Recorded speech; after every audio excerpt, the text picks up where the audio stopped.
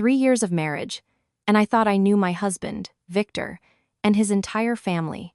But that evening, when all his relatives descended unexpectedly on our small Denver condo, I realized just how laughably naive I'd been.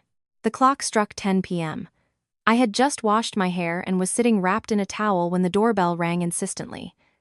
Victor and I exchanged a puzzled glance. Who could it be at this hour? Victor peered through the peephole, then quickly unlocked the door. A strange, unnatural expression crossed his face. "Dad, Mom, what are you doing here so late?" Victor's parents, Nicholas and Diane Harrison, along with his younger brother, Ian, squeezed into our entryway.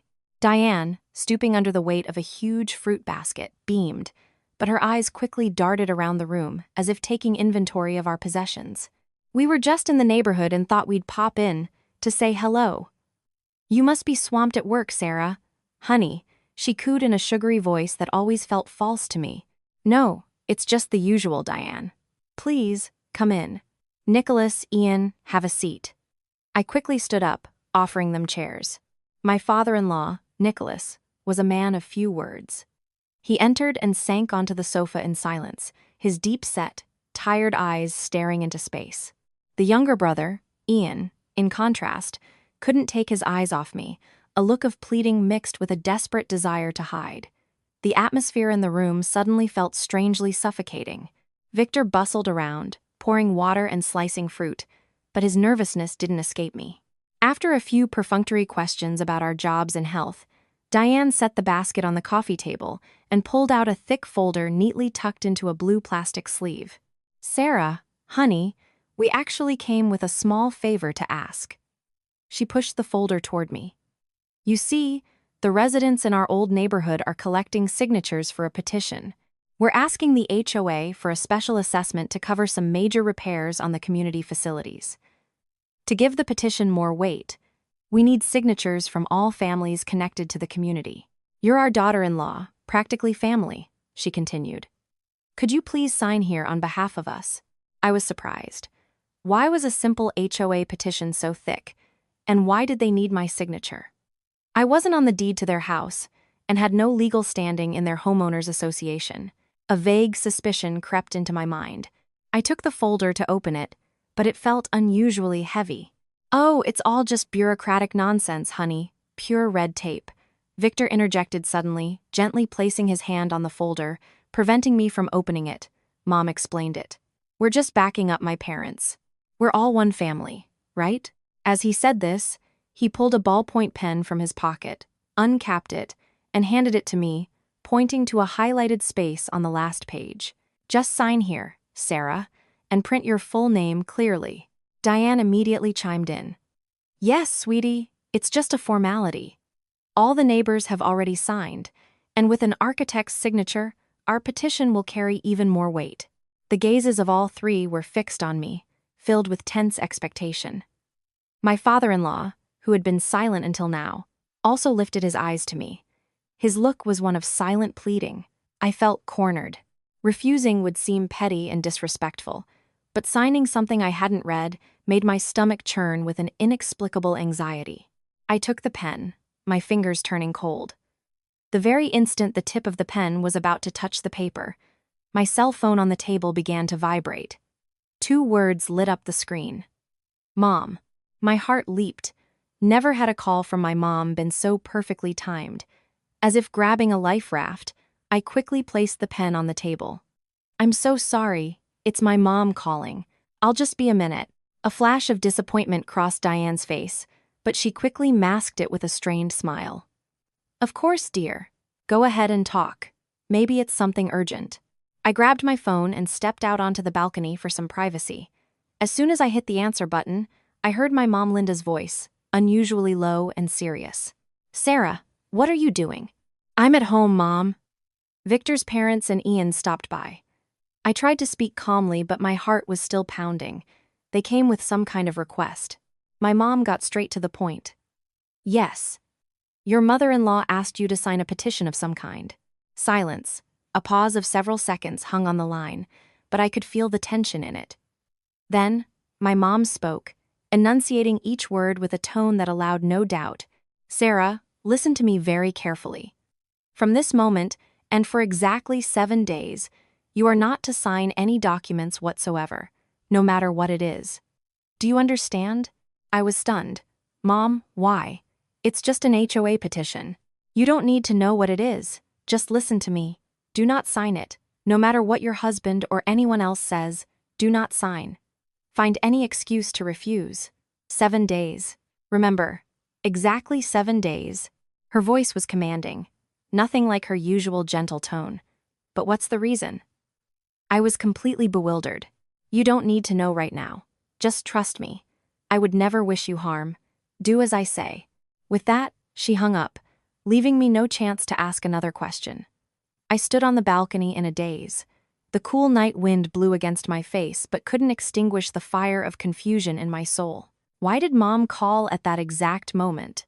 Why specifically 7 days? Her mysterious warning settled like a heavy stone in my heart. I glanced back into the living room. Victor's whole family was still sitting there, Victor looking at me impatiently. My mind was a mess. On one side, my husband's family, the man I loved, looking at me with hope. On the other, my own mother, who had warned me with a tone she'd never used before. My gut instinct screamed that something was very wrong. That folder was definitely not just a petition. I took a deep breath, trying to calm myself. I couldn't sign it. Even though I didn't understand why, I trusted my mom. I just needed to find an excuse. I returned to the living room, forcing a smile.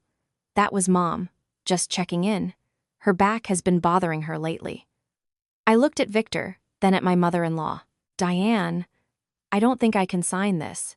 The air in the room instantly froze. The smile on Diane's lips vanished. Victor stared at me in disbelief. What are you talking about, Sarah? Why can't you?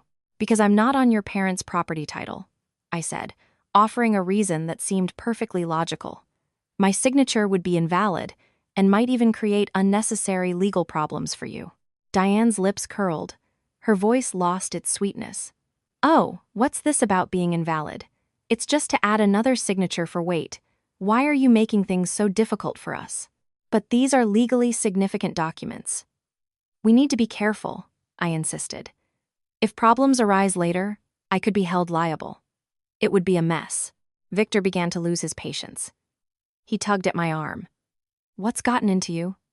Making such a big deal over one signature. My parents came all this way to ask you. Have you no decency? It's not about making a big deal, I replied, my voice trembling. It's about the fact that I don't think this is right. The argument continued for several more minutes. Diane and Victor took turns trying to persuade me, shifting from cajoling to outright accusations. Ian sat with his head down, not saying a word. My father-in-law let out a heavy, weary sigh.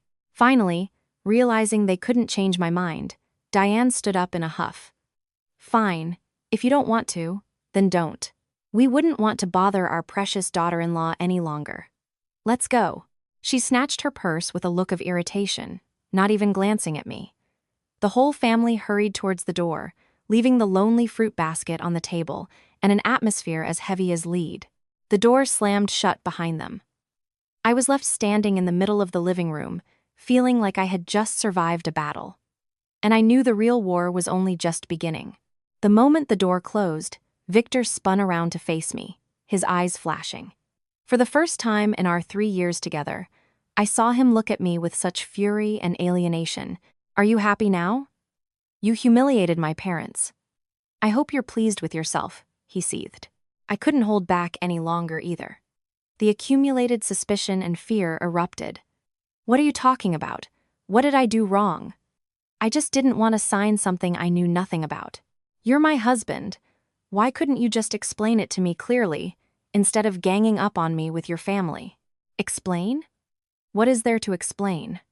Victor stepped closer, his voice rising. It was just an HOA petition. Why did you have to complicate everything? Do you have any idea how much you upset my parents? An HOA petition. I gave a bitter, humorless smile. You dare to tell me that was an HOA petition? A petition that's 2 inches thick. A petition that needs the signature of an outsider. Victor, don't take me for an idiot. The resolve in my voice seemed to fluster him. He averted his gaze. There were some appendices. You don't need to get into the details. How can I not get into it if I'm the one who's supposed to sign? I didn't back down, taking a step toward the folder, still lying on the table. If you have nothing to hide, if there's nothing shady going on, then let me see what's inside. If it's really just a petition, I'll sign it right now. With those words, I reached for the folder. Victor lunged forward in a panic and snatched it before I could. His action only confirmed my worst suspicions. We started struggling for the folder right in the middle of our living room. "Give it to me!" I yelled. "Stop it! Don't act like this!" he roared, yanking it forcefully toward him. In the chaos, the plastic clasp broke, and a cascade of papers spilled onto the floor, scattering across the room. And there, staring me in the face, was the first page of the document stack, bearing a bank's official red seal and a bold title that struck me like a knife to the heart. Loan Guarantor Agreement. The room started to spin. A ringing filled my ears. With trembling hands, I picked up the sheet. Borrower, Ian Nicholas Harrison. Loan amount, $500,000. $500,000. And in the section for the guarantor's information, I saw my name, my date of birth, my social security number, all pre-filled. The only thing missing was my signature. Wu Shuwen Meiyuan. The number exploded in my head like a bomb. The floor fell away from beneath my feet, and I only managed to stay upright by clutching the back of an armchair. I lifted my eyes to Victor, who stood frozen, his face as white as a sheet. "Victor," my voice cracked, sounding like a stranger's. "What is this? What does this all mean?" Realizing there was no point in hiding it anymore, Victor lowered his head and mumbled, I was going to tell you later." "Tell me later?" I burst into a crazy, tear-filled laugh. "After I signed it? After I unknowingly saddled myself with $500,000 of debt? Victor Harrison, you and your entire family tried to deceive me." Tears streamed down my face. Pain, betrayal, and disgust washed over me. The husband I loved and trusted, the man I thought I would spend my life with, had set a gigantic trap for me with his family. "Don't say that, Sarah," Victor said, taking a dazed step toward me, trying to embrace me. I shoved him away with all my strength. "It's not a trick. The family is just going through a rough patch. Ian needs the money to buy a condo. He's planning on getting married. The bank requires a guarantor with assets and a stable income. In the whole family, you're the only one who fits the bill. Buy a condo? What condo costs $500,000? I screamed, my chest tight with anger and hurt. "And even if it was for a condo, why did you have to lie to me? Why did you tell me it was a petition? What do you take me for? A tool you can just use? A cow to be led by a rope? I'm sorry. I was afraid that if I told you up front, you wouldn't agree." "Wouldn't agree?" Of course I wouldn't agree. I looked him straight in the eye, feeling the love inside me die, replaced by contempt. $100,000 isn't. $1,000. My parents' entire life savings wouldn't be enough to cover that amount. By what right do you and your family force me to take on this monstrous responsibility? Did you think about the consequences? What if your brother can't pay? Then I'd have to work like a slave for the rest of my life to pay off your family's debts. The truth, raw, brutal, and ugly, was laid bare before me. The so-called unexpected visit, the petition, it was all a meticulously staged play, where I, the naive leading lady, was nearly tricked into signing a death sentence for my future. Our conversation didn't end there. Once the truth was out, Victor seemed to shed the mask of the remorseful husband. He began to rationalize, and his words were like hammer blows to my already broken heart. "I know $500,000 is a lot of money," Victor said, his voice becoming calm again. But this calm was more terrifying than his anger. "But why complicate things? We're husband and wife, one family.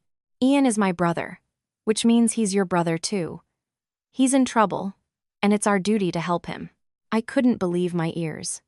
"Help? You call this help? Tricking me into co-signing a $500,000 loan, that's your idea of help? Victor, do you have a conscience?" "I didn't trick you." Victor's voice rose again. "I just couldn't find the right time to tell you. Look, you've always been a little prejudiced against my family. If I had been direct, you would have refused immediately. I did this for the good of both of us." "For the good of both of us?" I laughed bitterly. I can see the good for your family. But where's the good for me? In risking a massive debt, potentially selling my home, my assets, and living in fear for the rest of my life? Don't be so pessimistic. Victor frowned with irritation. Ian is a smart guy with a good business sense. He's taking the money for an investment, for real estate. This is a serious venture. He'll be responsible about paying it back. You'll just be a guarantor on paper. You won't lose anything. Won't lose anything. I felt a wave of dizziness. The chasm in our thinking was bottomless. Victor, do you understand what a co-signer is? The moment I put my signature down, Ian and I become jointly liable. If Ian can't pay, the bank will come after me for the debt. All of my assets, our shared assets, this condo, our savings, everything will be liquidated. Do you understand that? I tried to explain the legal risks, the catastrophic consequences that could follow, but Victor just waved his hand dismissively. That's how it is in theory, but it won't come to that in practice. Stop reading those horror stories online and scaring yourself. We have my parents. Dad's manufacturing plant is still running. How could we possibly go bankrupt? Dad's plant? I suddenly remembered the weary, defeated look on my father-in-law's face when he arrived. What does your dad's business have to do with Ian getting a loan for a condo? Victor faltered for a moment but quickly recovered. Well, it's the family's solid financial backbone. What I mean is, you shouldn't worry so much. You're my wife, you should trust me. Trust my family. Trust? Coming from his lips, the word sounded like a mockery. After what you and your family did tonight, how can I trust any of you? Trust your lies, or trust your selfish one-family logic? Our argument had reached a dead end. He completely failed to see what he had done wrong. In his eyes, family was paramount. Any sacrifice for it was a given. And I, as his wife and daughter-in-law, was obligated to bear that responsibility without question or refusal. He saw my resistance as selfishness, as disrespect to his family. I never expected you to be so calculating, Sarah, Victor said, looking at me with utter disappointment. I thought if you loved me, you would love and protect my family as well. It turns out I was wrong. To you, money is more important than marital duty and family bonds. His last sentence was the final blow. I froze, staring at the man before me, feeling he had become a complete stranger. This was not the man I loved, not the one who promised to cherish and protect me for life. This was a selfish, patriarchal man, willing to sacrifice his wife for the interests of his blood relatives. I had no more strength to argue. Any words now were pointless. The gulf between us wasn't a misunderstanding. It was a fundamental difference in values. It couldn't be bridged, couldn't be overcome. You're right, I whispered in a hoarse voice. Maybe we're just from different worlds. I turned, walked into the bedroom, and slammed the door, leaving Victor alone with the scattered loan documents on the floor. That night, for the first time in 3 years, we slept apart. I lay in bed, tears streaming endlessly, but my heart was cold as ice. I knew a crack had just formed in our marriage, one that could never be repaired. The next morning, I woke up with swollen eyes and a splitting headache. Victor had left for work early, clearly wanting to avoid me. The condo was eerily quiet. Only the stack of guarantor documents on the coffee table served as a reminder of last night's deceitful performance. I gathered them, folded them neatly, and put them away in my desk drawer. This was evidence, and I knew I would need it. The first thing I did was call my mom. Hearing my sobs, she said only one thing. "Come home, honey." "I'm waiting." I took an Uber to my mom's house. The moment I saw her silhouette in the doorway, all the strength and composure I had mustered collapsed. I threw myself into her arms and cried like a child. Mom didn't ask any questions. She just silently stroked my back, letting me pour out all the hurt and pain. When I had calmed down, I told her everything. About the $500,000 loan, the deception by Victor and his family, and our furious argument. I expected my mom to be enraged, to curse my in-laws, to advise me to file for divorce immediately. But she just listened quietly, her gaze deep and thoughtful. I knew something was wrong, she sighed, handing me a glass of warm water. A week ago, I ran into an old friend of mine who works at a bank. She mentioned that the Harrison family was trying to secure a large loan and was looking for a guarantor. She also said their financial situation looked very unstable. I heard your name was involved and got worried, but without proof, I didn't want to say anything to you. All I could do was call and warn you. I was stunned. It turned out my mom knew and had been quietly protecting me. So what do I do now, Mom? I don't want to live with a husband like this anymore. I want a divorce. Mom took my hand and shook her head. A divorce is inevitable, but not right now. If you make a scene now, you'll be the one who suffers. Why? I asked, confused. Think about it. Mom began to analyze. If you file for a messy divorce now, they'll paint you as a selfish woman abandoning them in their time of need. Victor will never agree to sign the papers. It will drag on and be exhausting. Besides, the $500,000 trap is still there. They failed this time, but they'll try something else. You need to stay, pretend nothing major happened, and see what they do next. You need to find out what they really need such a huge amount of money for. It's definitely not for buying a condo, for the younger brother. Her words were like a ray of light piercing through the chaos in my mind. She was right. I couldn't act on impulse. I needed to calm down and gather more information. So you want me to pretend I've made up with Victor? Not exactly made up. Act like you're still hurt, but don't push it to the breaking point. Tell him you need time to think. And during that time, be very observant. Watch every move the Harrison family makes, especially anything related to money. And most importantly, check all of your joint assets. My mom's advice snapped me back to reality. Joint assets. Victor and I had a joint savings account, opened in both our names, where we were saving for a down payment on a larger house. That money represented years of my hard work. I rushed back to our condo, my heart on fire. I opened my laptop and logged into our online bank. When the balance appeared on the screen, my heart stopped. The account held only a few $1,000s. With a trembling hand, I clicked on the transaction history. The line that appeared on the screen was brutally clear. Wire transfer. Amount, $20,000. Date of transaction, 2 days ago. The recipient was a name I didn't recognize. $20,000. Nearly half of our savings had vanished in a single transaction, made 2 days before his family came to pressure me into signing the papers. And Victor had done it behind my back, without a single word, without any warning. I collapsed onto the floor, feeling all my strength drain away. This betrayal was more painful than the deception with the loan. He didn't just want me to take on his family's debt. He had unilaterally taken our shared property to throw into his family's bottomless pit. Love, trust, it was all gone. Now, only anger and a steely resolve remained in my soul. I had to find out the truth. I had to protect myself and what was mine.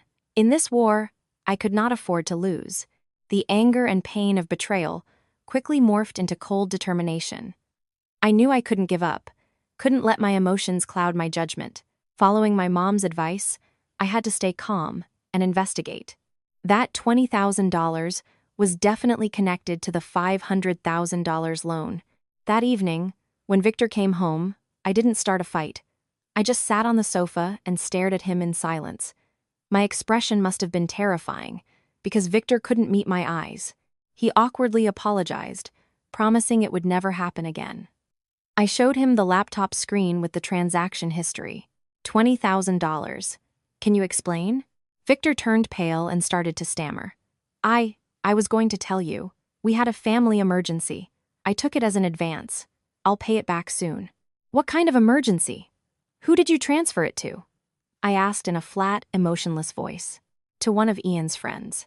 He needed to make a quick infusion of capital for his business. Ian again. Another clumsy lie. I didn't call him out on it. I just nodded.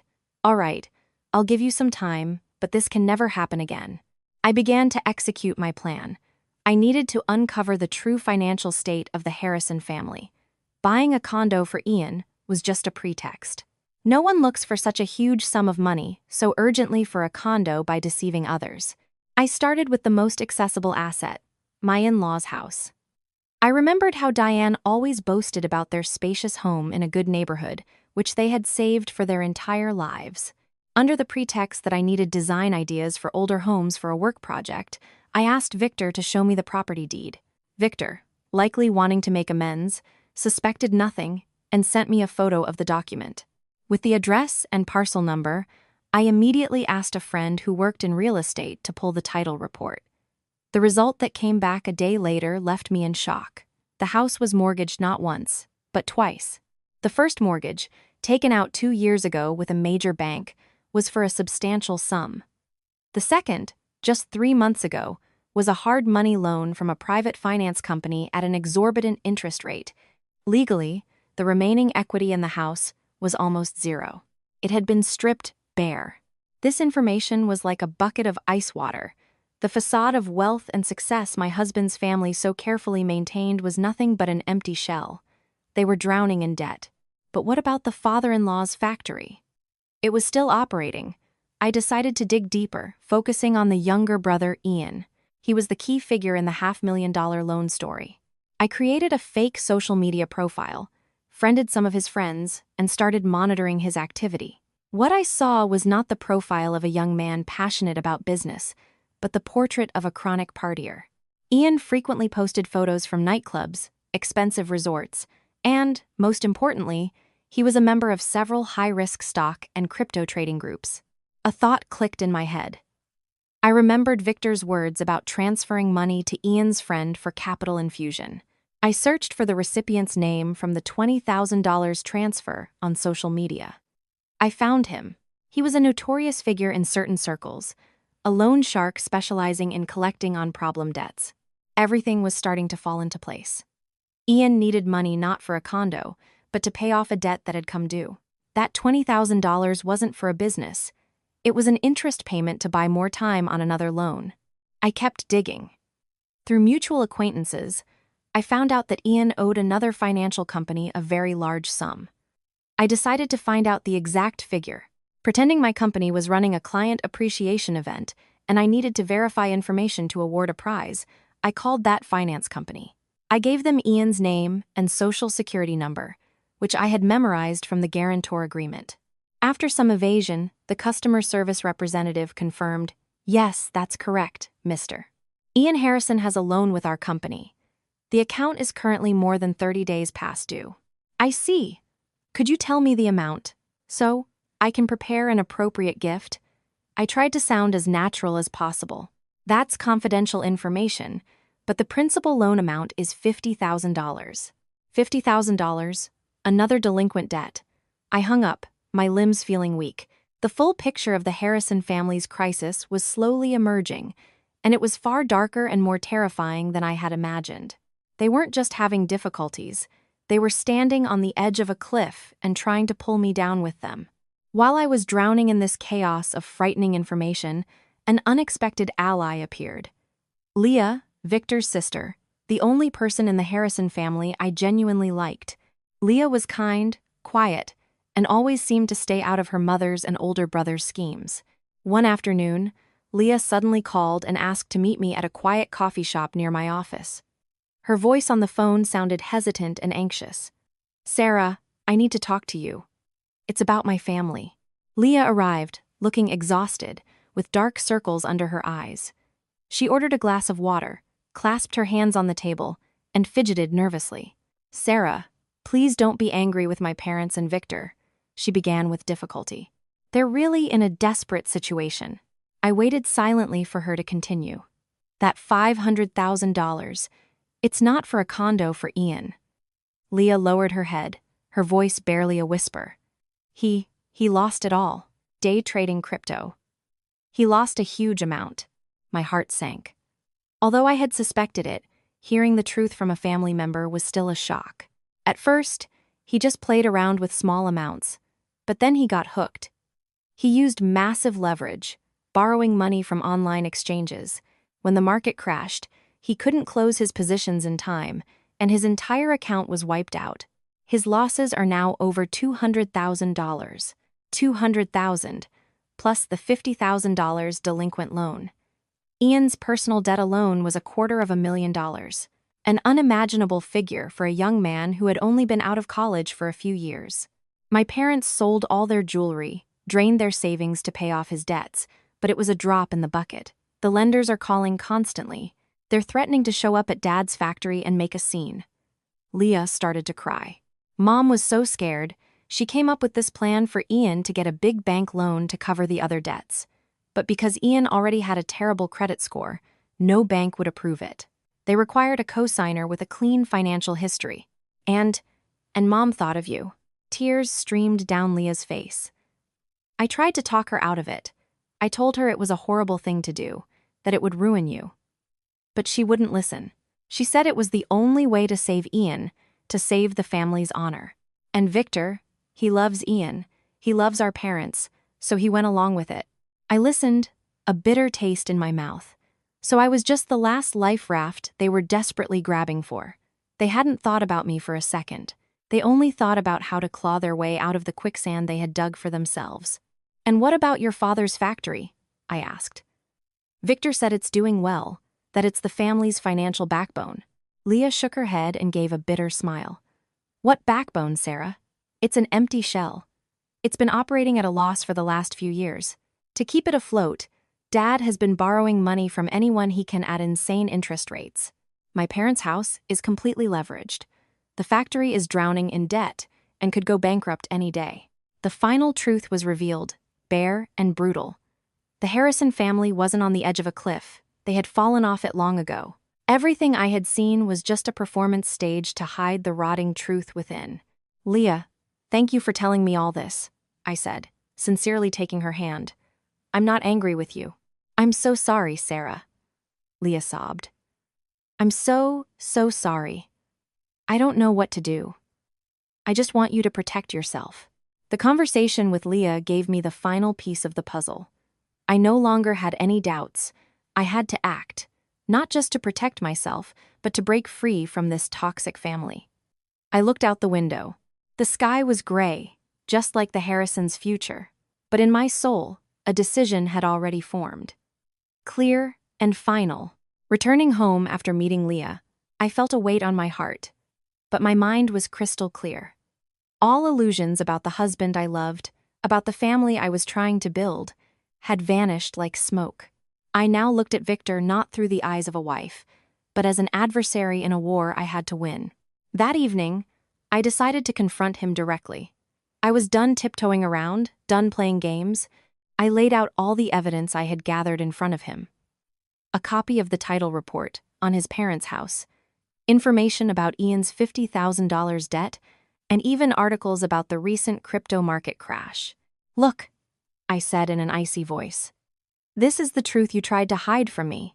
Victor stared at the papers on the table, his face flushing and paling by turns. He could no longer deny it.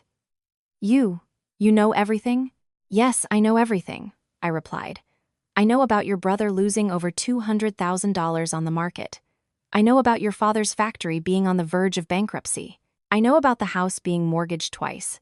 And I know you tried to make me the scapegoat to pay for your family's stupidity and greed. Victor buried his face in his hands. I'm sorry, Sarah. I'm so sorry. I didn't want it to turn out like this. Sorry? I laughed bitterly. What are your apologies worth? Can they erase your lies, your betrayal? Victor, I gave you a chance. Even after I found the guarantor agreement, I stayed. I waited for an honest explanation from you. But what did you do? You kept lying to me, kept covering for your family. Did you ever, for 1 second, consider me your wife? Yes, of course I did. Victor looked up, his eyes red. It's because I see you as my wife that I wanted you to share the family's burden. We're a unit, Sarah. You can't just stand by and watch your loved ones drown. Share the burden? I jumped to my feet, unable to contain my anger. You call this sharing the burden? The burden of your brother's foolishness? The burden of your father's business failure? Why should I have to do that? Do I owe your family something? Or is it just because I'm your wife, I'm automatically supposed to become a slave to your household? Don't be so harsh. I'm speaking the truth. You and your family have never respected me. In your eyes, I was just a tool, an ATM, a person with a clean credit history to be used. When you needed me, you were sweet and charming. When I didn't comply, you accused me of being selfish and disrespectful. Did you ever once think about my feelings? About my future? Tears streamed down my face again, but this time they were tears of rage, not pain. I made a mistake loving you, trusting you. I've spent my youth, my career, building this family, and in return, I got bitter betrayal. Victor was silent, unable to find words to defend himself. The truth was too obvious. I can't live in a house full of lies and schemes anymore, I said, my voice now calm but resolute. I'm moving out. We need some time to reevaluate our marriage. No sooner said than done. That night, I packed a suitcase with my clothes and essential personal items. Victor stood and watched. He didn't try to stop me, didn't say anything. He probably understood that any words now were futile. As I stood at the door with my suitcase, he finally spoke in a hoarse voice. "Where are you going?" "I'll stay with a friend." I didn't want to tell him I was going to my mom's, knowing he and his family would come there to bother me. I opened the door and walked out of the condo I once considered my home, without a single backward glance. My heart felt empty, but at the same time, strangely relieved. I knew a difficult road lay ahead, but at least I had freed myself from a gilded, poisonous cage. From this moment on, I would fight for my own life. I rented a small, short-term furnished apartment. I needed a completely private space to clear my head and plan my next steps. I told Victor I needed time and space and asked him not to look for me. At first, he called and texted constantly, but I didn't respond. Gradually, he stopped. During this time, I threw myself into my work to distract myself from my marital problems. But deep down, I felt uneasy. I had a nagging feeling that the truth I knew was incomplete. There was something else I hadn't uncovered. Why was Victor so blindly protective of his family?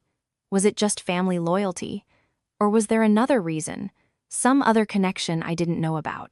The chance to find the answer came completely by accident. One weekend, I received an email invitation from a law firm for a seminar on guarantor risks in civil transactions. The topic hit a raw nerve. I decided to register, hoping to gain more legal knowledge for my own protection. The seminar was held in a large hotel ballroom, with well-known lawyers as speakers. I sat in the back row, quietly taking notes. When the seminar ended and people began to leave, I overheard a conversation between two men sitting in front of me. Yeah, that situation with Harrison Manufacturing is a real cautionary tale. Everyone thought it was a solid business, but it turns out they're up to their eyeballs in debt. The name Harrison Manufacturing made me freeze.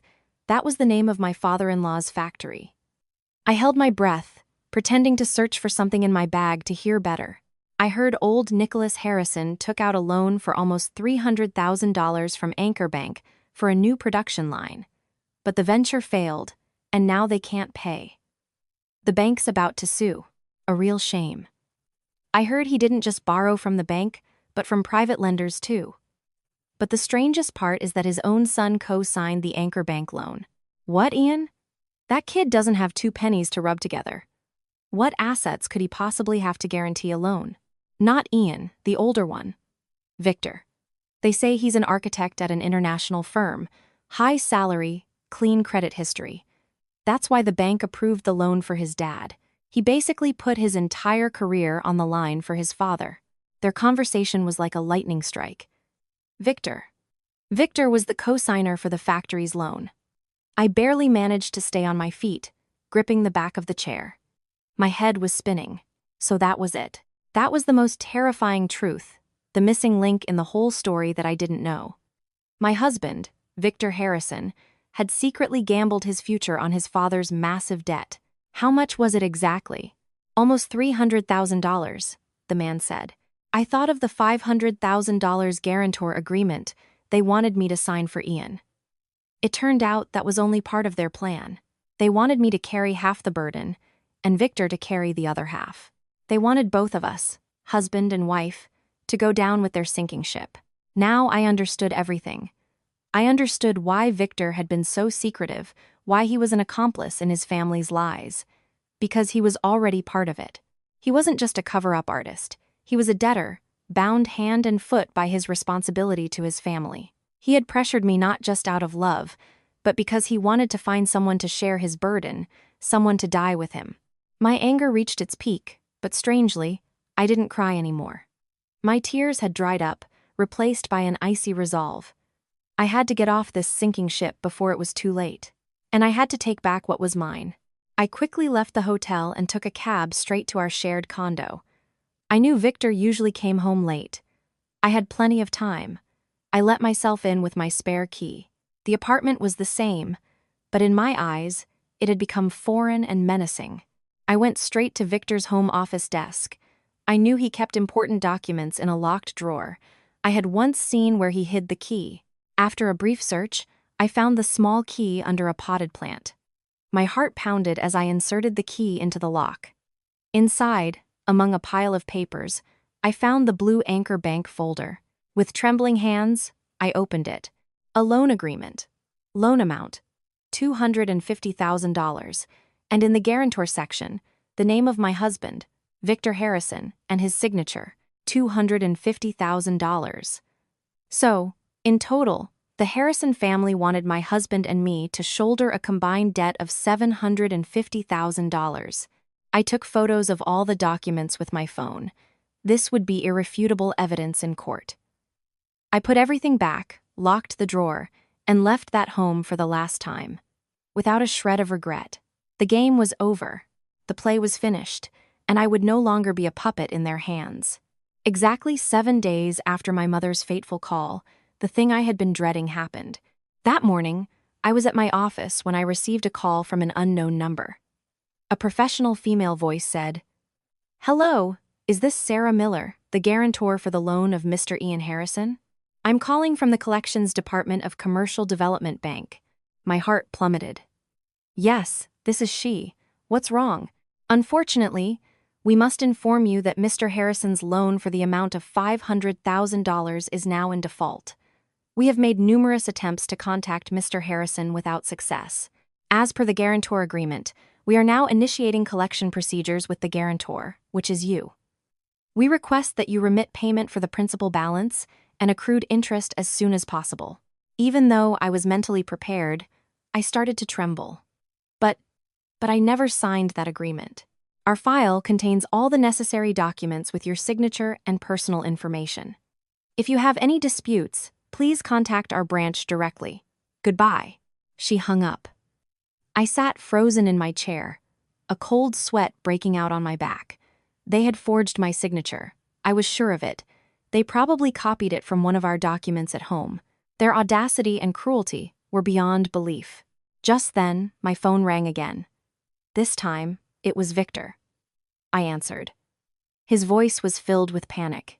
"Sarah, where are you? The bank just called me. They said they're going to collect the debt from you. Damn it, why didn't you just sign? If you had signed, we would have had the money to pay them." I listened in disbelief. Even in this situation, he was blaming me. He still believed I should have signed that death warrant as a matter of course. "Victor, have you lost your mind?" I said, my voice frighteningly calm. "You and your family forged my signature, didn't you?" Silence on the other end. That silence was a confession. "You will pay for this," I said and hung up. A thought prompted me to check our joint savings account again. I had a terrible feeling. I quickly logged into the online bank, and my feeling was confirmed. The account balance was now zero. The entire remaining amount, over $30,000, had been withdrawn that morning. A massive transfer to the account of Ian Nicholas Harrison. That was it, every last penny. Victor had cleaned out the last of the money from our joint account money I had saved and set aside for years to throw it into the black hole of his family. He did it without a moment's hesitation, without an ounce of compassion for me. My anger was replaced by something else, an emptiness, a sense of liberation. When a person loses everything, they have nothing left to fear. I stood up and gathered my things from my desk. I couldn't stay here any longer. I called my boss and requested a few days off for a family emergency. Then I called my mom. "Mom, it's started. I'm on my way. Come home, honey. I'm waiting." My mom's voice was as calm and solid as a rock. I took my small suitcase, left the furnished apartment, and took a cab straight to my mom's house.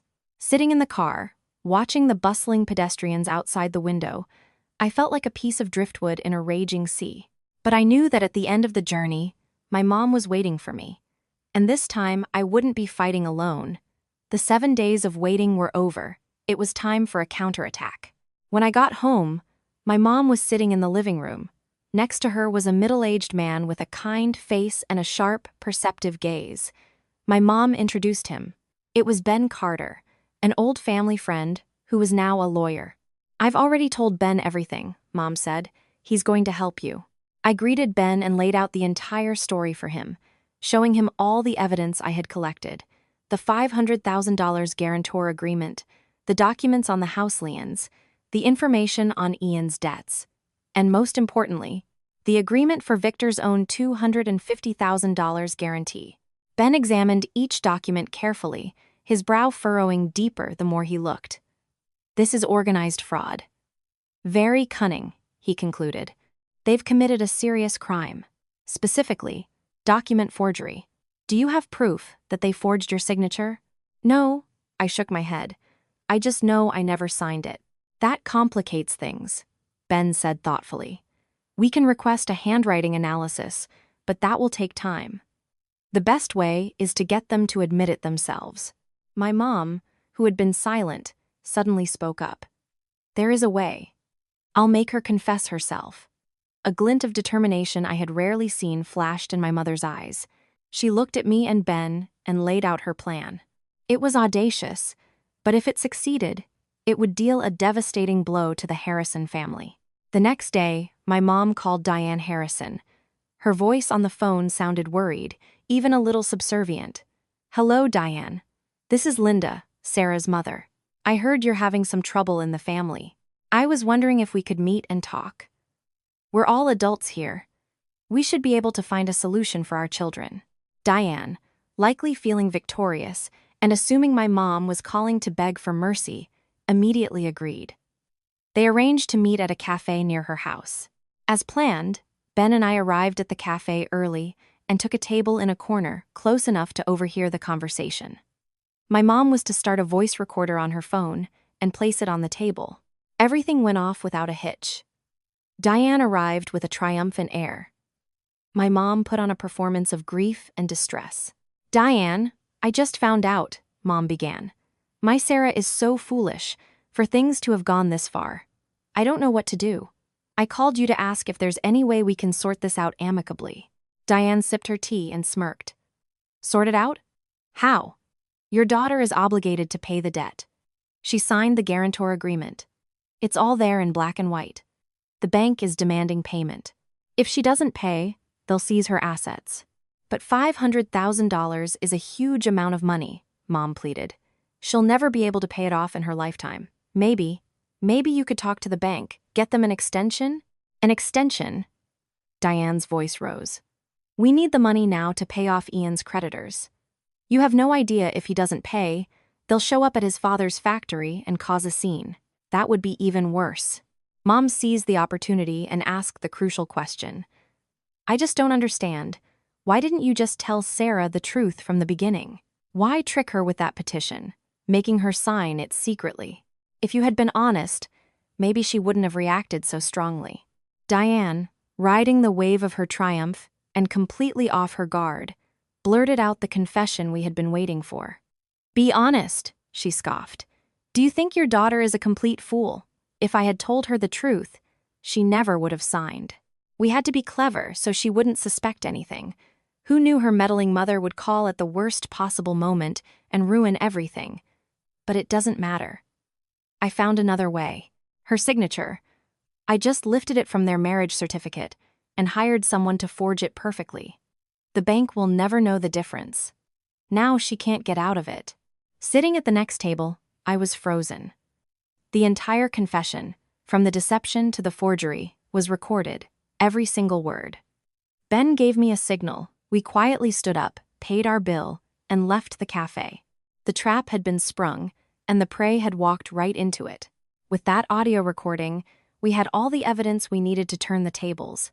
Ben immediately drafted a fraud complaint and sent it to the bank and law enforcement, attaching the recording and all the other documents. The bank's reaction was faster than we expected. Upon receiving proof of a forged signature and fraud in a loan file, they realized the $500,000 loan was at high risk of becoming a total loss. To avoid legal trouble and protect their interests, they acted decisively. Just 2 days later, sheriff's deputies, along with bank representatives, descended on Harrison Manufacturing. They read out a court order to seize all of the factory's assets, to secure the debt obligations from Nicholas Harrison's $250,000 loan, the one Victor had co-signed. That loan, too, was long overdue. All the machinery, workshops, and warehouses were sealed. Hundreds of workers stood by in confusion, not understanding what was happening. The Harrisons' factory, the last veneer of their family's respectability, collapsed in a single morning. But that was only the beginning. Simultaneously, the bank sent out alerts to other credit institutions about the Harrison family's fraudulent activities. A domino effect began. Other creditors from the finance company Ian owed $50,000 to the crypto exchanges and private loan sharks, all started to move at once. They were afraid the Harrisons would try to hide assets and flee. That same evening, a crowd of collection agents, shady-looking characters, and small-time creditors surrounded Nicholas and Diane's house. They shouted, cursed, and waved signs demanding their money back. The scene was chaotic. Eventually, the sheriff's deputies arrived. They read out an eviction notice and an order to seize the house to satisfy the verified debts. Nicholas, Diane, Victor, and Ian were forced to leave the home they had lived in their entire lives with only a few changes of clothes in their hands. I didn't witness it, but Leah called me, her voice breaking with sobs. "Sarah, it's over. We've lost everything. My parents and brothers are on the street with nowhere to go. They're all fighting, blaming each other. Dad had a heart attack. They took him to the hospital." Listening to Leah, I had mixed feelings. I felt no joy, no sense of triumph. Only a profound weariness and emptiness. The family that had treated me so cruelly was now tearing itself apart in this tragedy. The house of cards they had so painstakingly built on lies and appearances had finally collapsed with a single gust of wind. That evening, Victor called me. There was no more anger or accusation in his voice, only utter desperation. "Sarah, save me. Save my family. You're the only one who can help now. You can go to the bank and withdraw the complaint. Tell them it was all a misunderstanding. I'm begging you. I'll do anything. Just save my family this one time." I listened to his pleas in silence, but my heart had grown cold. "Victor," I said calmly, "when you and your family decided to deceive me, to back me into a corner, did you ever once think about saving me? When you cleaned out the last of our savings, did you ever think about leaving me a way out? What's happening today is the result of your own actions. You need to take responsibility for it." With that, I hung up and blocked his number. All debts, all scores, were now being settled. After the Harrison family's downfall, my life temporarily returned to a state of calm. I continued living with my mom, going to work every day, trying to focus and not dwell on the past. The legal case with the bank was still being handled by Ben, but with the evidence we had, victory was almost certain. One evening, as my mom and I were watching TV, she suddenly muted the sound and turned to me. "Sarah, there's something I think it's time I told you." I looked at her and saw a deep sadness in her eyes. "What is it, Mom?" "It's about why I reacted so strongly to you co-signing something. About how I was able to see through the Harrisons' scheme." Mom sighed and began to tell me a story I had never heard before. A story from her own past. "A long time ago, before I married your father, I had another husband." I froze. I had no idea. My father had passed away when I was young, and my mother raised me alone. I had never heard her mention another man. "It was an arranged marriage," Mom continued in a steady voice. "He was from what seemed like a respectable family. I was young and naive then. I thought if I treated people well, they would do the same for me. But I was wrong." Mom explained that her ex-husband's family was much like the Harrisons. Respectable on the outside, rotten on the inside. Their business failed, they were drowning in debt, and they used the same cosigner trap to deceive her. Back then, they told me they needed me to cosign a small loan for home repairs.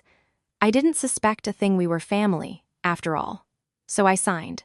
But I didn't know they had swapped the documents. The real amount was many times larger. When they went bankrupt and fled, and the bank came to seize assets, I found out I was on the hook for a massive debt. Mom paused, her eyes filling with tears. I was completely crushed, betrayed by my own husband's family. Creditors showed up day and night. I had to sell the house my parents left me to pay it all off. I lost everything. That marriage ended in bitter disappointment. I listened, my heart aching for her. I couldn't believe that my mom, the strong, resilient woman I had always admired, had endured such a terrible tragedy. It turned out the scars of the past had always been there, just beneath the surface. Later, I met your father. He loved me, protected me, and helped me through the darkest period of my life. But the nightmare of that betrayal, of being tricked into co-signing, has stayed with me forever. It was a brutal lesson I will never forget. Now I understood everything. I understood why my mom had such sharp intuition. I understood why she had acted with such decisiveness and wisdom. She wasn't just saving me. She was fighting the ghosts of her own past. She didn't want the tragedy of her life to be repeated in her daughters. "I'm sorry I kept this from you," Mom said, taking my hand. "I just didn't want you to worry about my past." I hugged my mom tightly, tears rolling down my cheeks. "Mom, I don't blame you. I'm so sorry for what you went through. And thank you. Thank you for always being there to protect me." We sat like that for a long time, holding each other. In that moment, I felt a bond between us deeper and stronger than ever before. I had inherited not just my mother's looks, but her strength and resilience too. My mother's tragedy became the lesson that saved my life, and I promised myself I would not let her sacrifice be in vain. I would live well, live happily, to make up for all the pain she had endured. A few days later, I heard from Leah that Nicholas had survived the heart attack, but his health was very fragile. Diane and Ian had been forced to rent a small room in a rundown apartment complex on the outskirts of the city. As for Victor, he had vanished. No one knew where he went. One morning, I decided to go back to our old condo to pick up my remaining things. It was going to be put up for auction soon anyway. I wanted to retrieve my personal keepsakes before it was too late. When I opened the door, I was met with a scene of chaos. Furniture was overturned, belongings were scattered everywhere, and in the middle of the mess sat Victor, his mother, and his brother. They looked pathetic. Victor was thinner, with a rough stubble, and smelled of stale alcohol. Diane looked like she had aged 10 years. The cunning triumph in her eyes was gone, replaced by pure malice. Seeing me, Diane shot up and pointed a finger at me, screaming, "You snake! You dare to show your face here? You destroyed our family. Are you happy now?" Ian chimed in, his eyes full of hatred. "You cruel woman, you did all this over such a small thing. You have no heart." I looked at them without an ounce of fear. I was too tired of their absurd accusations. "A small thing?" I scoffed. "Fraud, forgery, trying to saddle another person with a $750,000 debt, you call that a small thing? It is you who have no heart, or no brains." "You!" Diane choked with rage. Victor, who had been silent, suddenly stood up and staggered toward me. He grabbed my arm, his voice pleading. "Sarah, please, I'm begging you, withdraw the complaint. Tell everyone you've forgiven us. If you do that, everything will be okay. We can start over. I promise I'll be good to you." I looked into his eyes, searching for a hint of remorse, a sliver of understanding of what he had done wrong, but there was nothing. I saw only selfishness, a desperate desire to cling to the last life raft. He still didn't get it. He still thought everything could be fixed by my forgiveness, that I could simply forget all the betrayal and pain.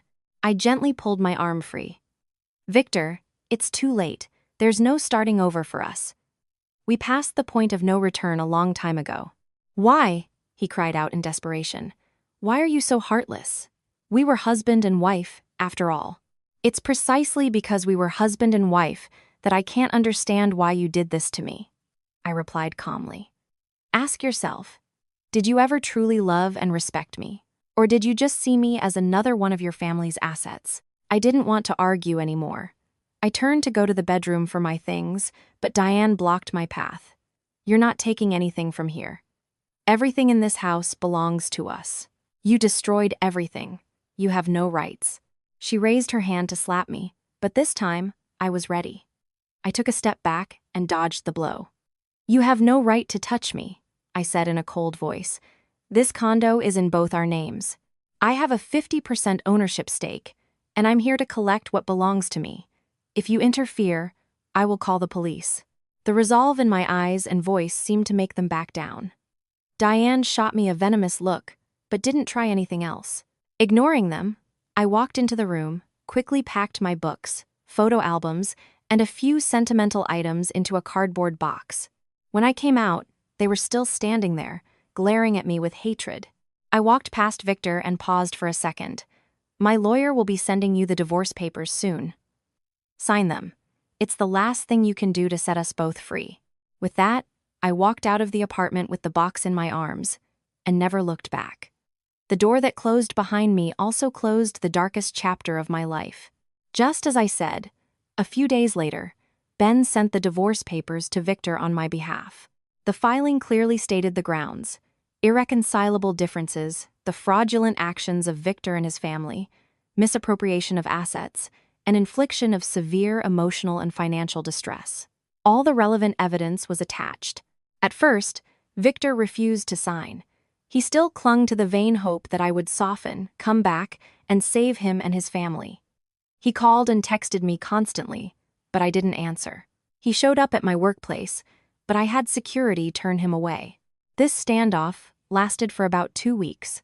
During that time, Ben worked with the courts. With the irrefutable evidence, the court summoned Victor for a meeting. They explained that if he didn't agree to an uncontested divorce, the case would go to trial, and given his and his family's actions, the outcome would be far worse for him. He wouldn't just lose his wife, he could face criminal charges. Finally, under the pressure of the law, and realizing he had no other choice, Victor was forced to sign the divorce papers. The day we met at the lawyer's office to finalize the paperwork, Victor looked exhausted and old. He no longer looked at me with pleading or hatred. His eyes were just empty, resigned to his fate.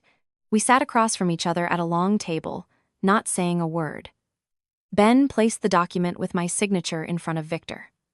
"Mr. Harrison, please review this one last time. If you have no questions, please sign." Victor picked up the pen, his hand trembling.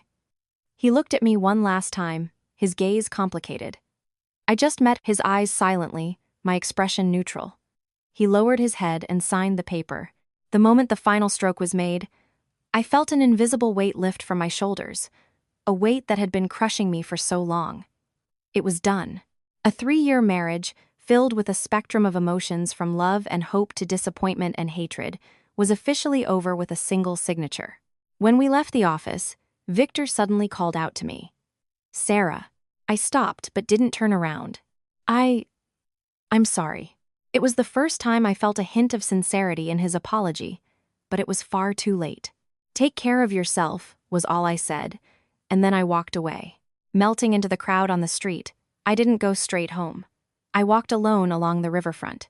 The cool evening breeze cleared the suffocation in my soul. I was officially free, a freedom that had come at a steep price of tears, pain, and a broken marriage. But I didn't regret it. I knew it was the rightest decision I had ever made. But my war wasn't over yet. Shortly after the divorce, I was called into a meeting at the international architectural firm where I worked. They told me the scandal involving my ex-husband's family had affected the company's reputation. Some partners had expressed their displeasure. Even though they knew I was the victim, to protect their image, they had to ask me to resign. I understood.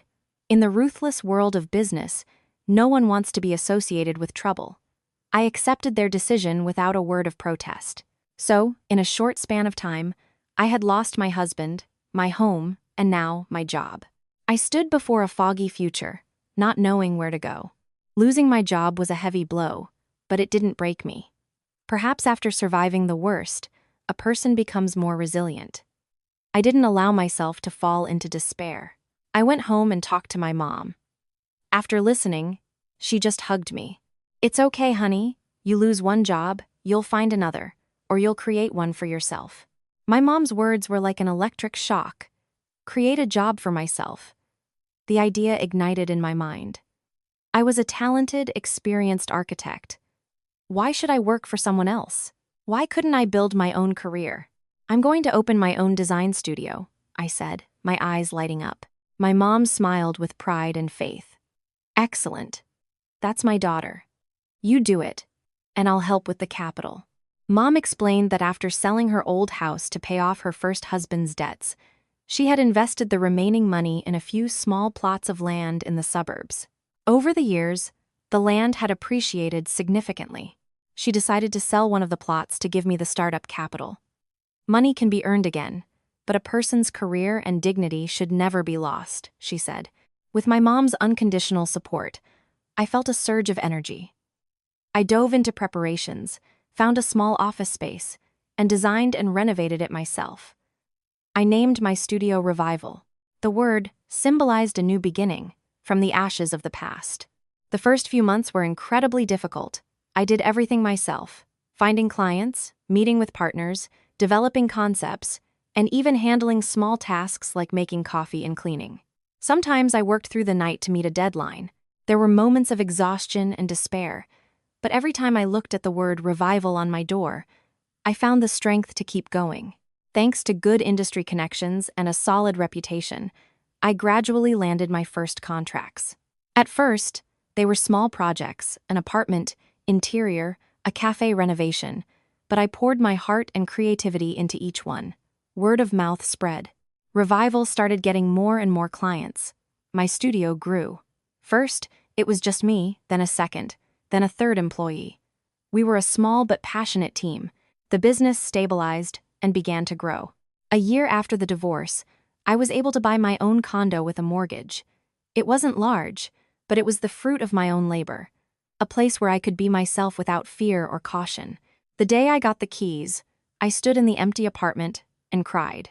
But these were tears of happiness and pride. I had truly been reborn.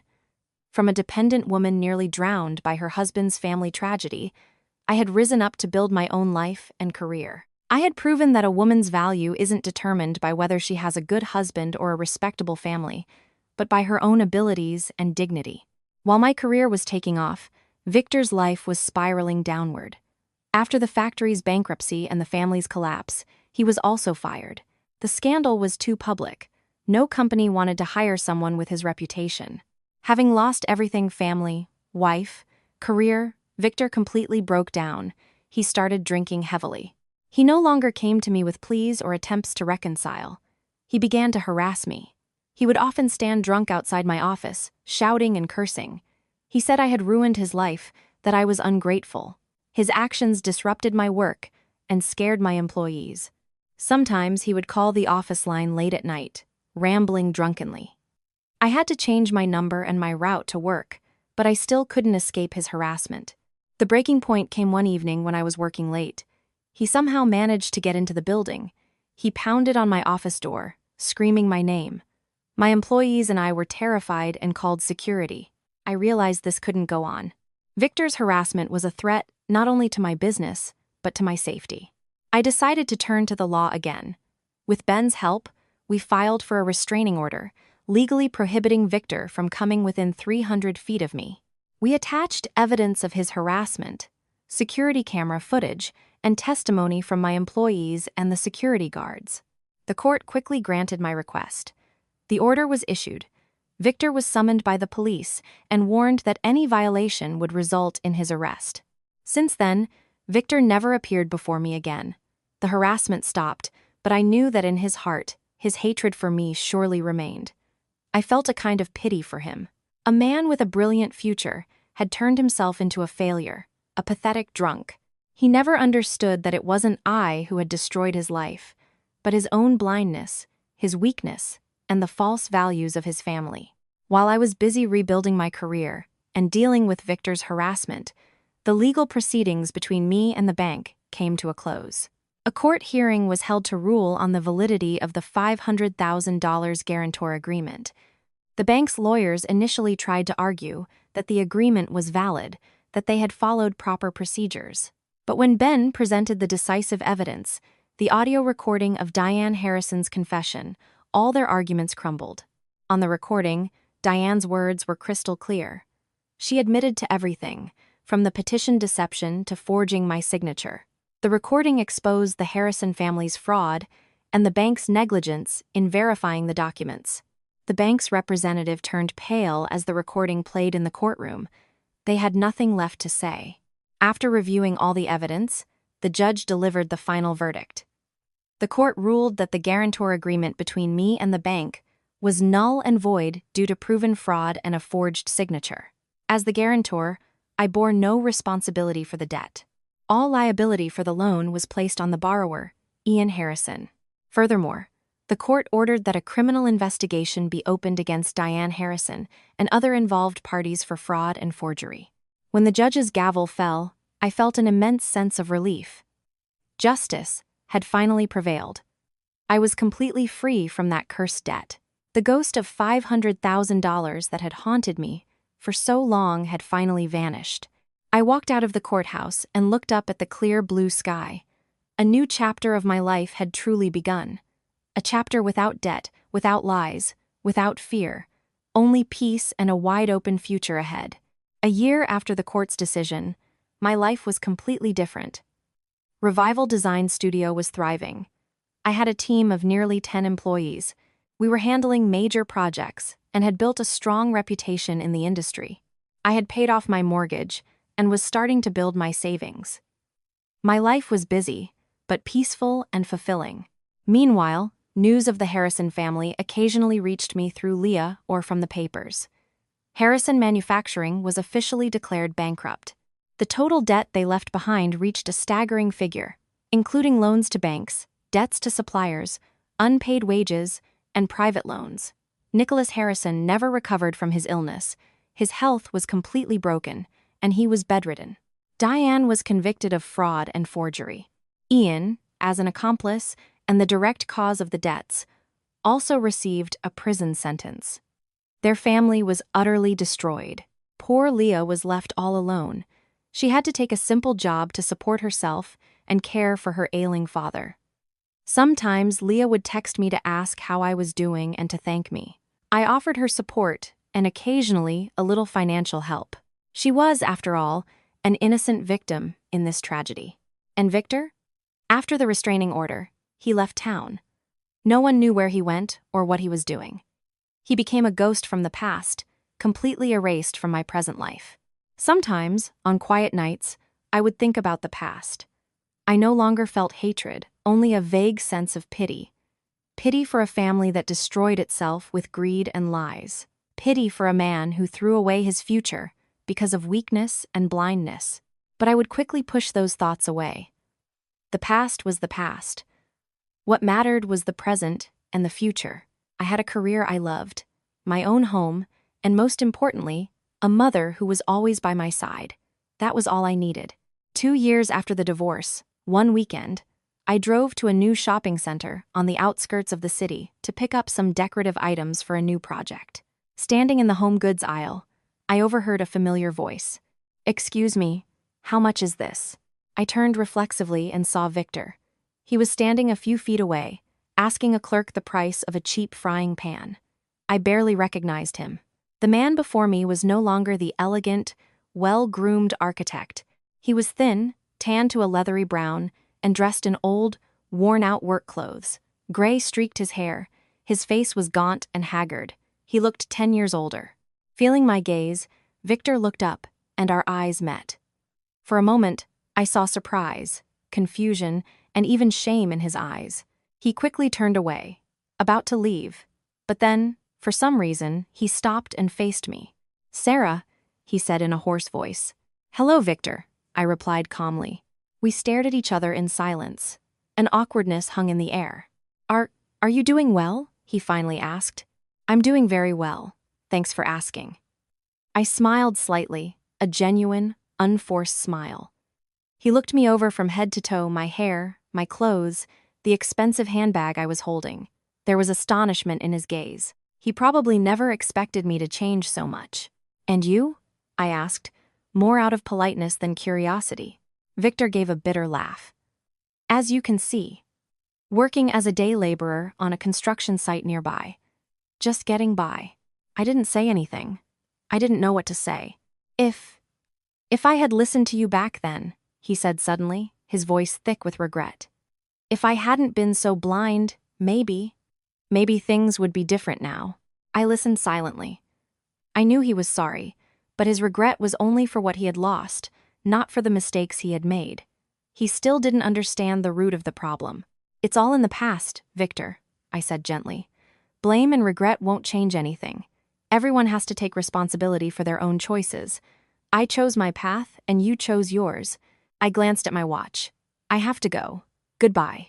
I turned and walked away without looking back. That brief, accidental meeting helped me close the final circle of the past. I no longer felt any pity or attachment. He was now just a stranger who had once passed through my life. Stepping out of the shopping center, I saw a brilliant sunset. I took a deep breath of the fresh air. A long and beautiful life lay ahead. And I knew that the most precious thing I had gained from all these storms was not money or a career, but the independence and dignity of a woman who dared to stand up for herself.